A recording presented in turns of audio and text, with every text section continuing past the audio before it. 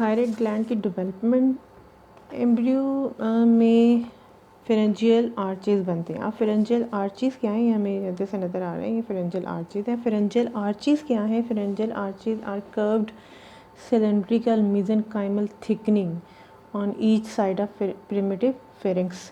सबसे पहले जो एक प्रिमिटिव फेरिंक्स बनता है उसकी दोनों साइड्स पे मेसेनकाइमल थिकनिंग बनती है जो कि फेरेंजियल आर्चेस कहलाती हैं। यानी फेरेंजियल आर्चेस से आगे जो है वो हेड और नेक के डिफरेंट स्ट्रक्चर्स डेवलप होते हैं। उसके बाद फेरेंजियल पाउचेस बनते हैं। अब फेरेंजियल पाउचेस क्या हैं? Pharyngeal pouches are balloon like diverticulum जो कि एंडोडर्मल साइड्स बनाती हैं बिटवीन दी फेरेंजियल आर्चेस के। अब फेरेंजियल आर्चेस जो हैं वो 5 इन नंबर होती हैं और फेरेंजियल पाउच जो हैं वो 4 इन नंबर होते हैं। अगर मैं आपको इस डायग्राम के थ्रू दिखाया हूँ तो ये हमें जो है वो फेरेंजियल पाउचेस नज़र आ रहे हैं 1 2 3 4 और ये उसकी इंटीरियर साइड है। अब फर्स्ट और सेकंड फेरेंजियल पाउच के दरमियान से एक थिकनिंग या डाइवर्टिकुलम बनता है जिसको कहते हैं फोरामन थीकम। उस फोरामन थीकम से जो है वो थायराइड ग्लैंड की डेवलपमेंट स्टार्ट होती है। अब इसी अगर पार्ट को फेरेंजियल पाउचेस है, फेरेंजियल आर्चेस, इसी को अगर हम सेंटर से कट करके फर्दर उसकी डेवलपमेंट देखें तो ये इस फॉर्म में आ जाता है। यहाँ से जो है ये फोरामन थीकम हमें नज़र आ रहा है। फोरामन थीकम से फर्दर जो है वो थायराइड ग्लैंड की डेवलपमेंट होगी जैसे जैसे नीचे। अब फोरामन थीकम अगर मैं आपको मोर स्पेसिफिकली बता दूँ तो टंग का एंटीरियर 2/3 और पोस्टीरियर 1/3 में से जो है वो एक थिकनिंग बनती है। डाइवर्टिकुलम नीचे को मूव करता है, थिकनिंग जो है उसको कहते हैं फोरामन थीकम। और जैसे जैसे ये नीचे की तरफ मूव करेगा तो ये एक डक्ट बना देगा, एक ट्यूब बना देगा जिसको कहते हैं थायरोग्लोसल डक्ट। और ये इसके थ्रू एक डक्ट से के थ्रू जो है वो थायराइड ग्लैंड ट्रैवल करता हुआ हाइड बोन के सामने से मूव करता हुआ ट्रैवल करता हुआ ट्रेकिया तक जाएगा। और जैसे जैसे ये डेवलप होता जाता है तो ये ट्यूब जो है बाइफरकेट कर जाती है, यानी कि 2 लोब्स बना देती है। थायराइड ग्लैंड के 2 लोब बन जाएंगे और अपनी फर्दर कंप्लीट डेवलपमेंट तक ये अपने दोनों लोब्स, थायराइड ग्लैंड के दोनों लोब्स और उसका सेंट्रल पार्ट इस्थमस बी बना देगा। और at the end of 3rd month thyroid gland की जो है वो डेवलपमेंट कंप्लीट हो जाती है और ये थायराइड ग्लैंड जो है फंक्शनल हो जाता है। अब थायराइड ग्लैंड के दोनों लोब्स भी बन गए और इसका जो है वो इस्थमस का पार्ट भी बन गया, लेकिन अभी पैराथायराइड ग्लैंड और उसके पैराफोलिकुलर सेल उनकी अटैचमेंट भी साथ होगी। अब उनकी अटैचमेंट कैसे होगी?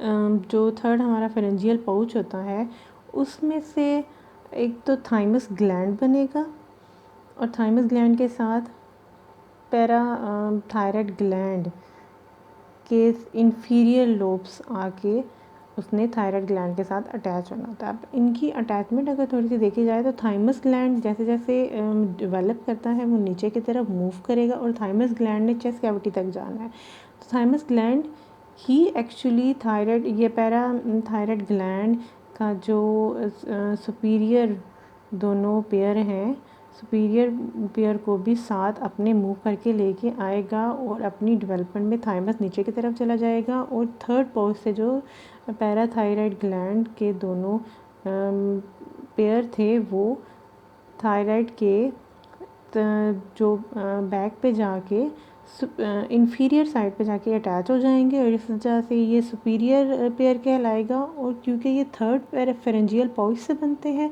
इस वजह से ये पैराथायराइड 3 कहलाता है। अब इस तरह से फोर्थ फेरेंजियल पाउच से पैराथायराइड का जो सुपीरियर पेयर हैं उनकी डेवलपमेंट होती है और वो जाके जैसे जैसे थायराइड ग्लैंड ने नीचे मूव करना है उसी के साथ ही इनकी भी डेवलपमेंट होती जाएगी और ये जाके थायराइड ग्लैंड के पोस्टीरियर साइड पे जाकर अटैच हो जाएंगे। और चूँकि पोस्टीरियर पेयर जो हैं वो फेरेंजियल पाउच फोर्स से बनते हैं इस वजह से इनको जो है वो पैराथायराइड 4 भी कहते हैं। अब साथ में फोलिकुलर सेल की अटैचमेंट भी होती है। पैराफोलिकुलर सेल की अटैचमेंट होगी अल्टीमोब्रेकियल बॉडी से। अब ये कहाँ से डेवलप होते हैं? ये भी फेरेंजियल पाउच 4 से डेवलप होते हैं और साथ में जब डेवलप हो जाएंगे तो ये थायराइड ग्लैंड के साथ जाके अटैच हो जाएंगे और पैराफोलिकुलर सेल बना देंगे।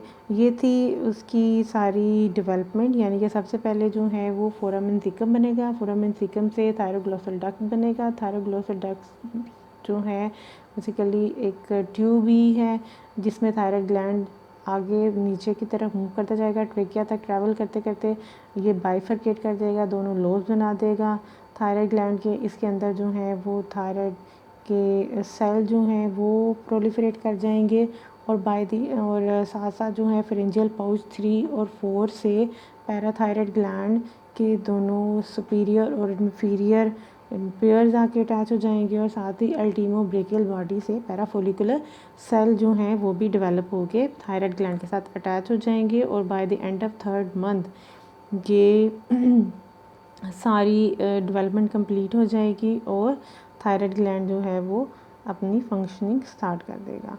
अब nerve supply sympathetic nerves from middle cervical ganglia, mainly जो है वो मिडल सर्वाइकल गैंग्लिया से सिंपैथेटिक नर्व्स की सप्लाई होती है और कुछ जो है वो सुपीरियर और इन्फीरियर सर्वाइकल गैंग्लियाज भी नर्व सप्लाई करते हैं।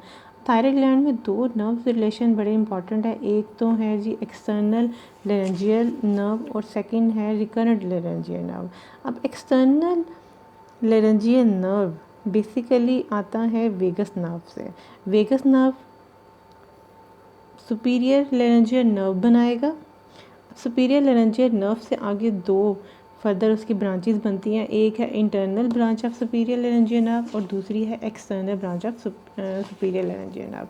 अब जो इंटरनल ब्रांच है वो ऊपर के पार्ट में, लेरिंक्स के पार्ट में जो वोकल कार्ड्स हैं उनमें नर्व सप्लाई करेगा और नीचे external branch of superior laryngeal nerve, जैसे कि आपको इस पिक्चर में भी नज़र आ रहा है, वो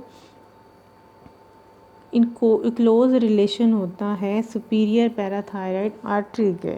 तो इस वजह से जब थायराइडेक्टमी यानी कि थायराइड की रिमूवल जो है वो रिक्वायर्ड होती है तो इस नर्व को जो है वो बड़ी एहतियात के साथ ताकि ऑपरेट किया जाता है ताकि जो है ये नर्व डैमेज ना हो जाए।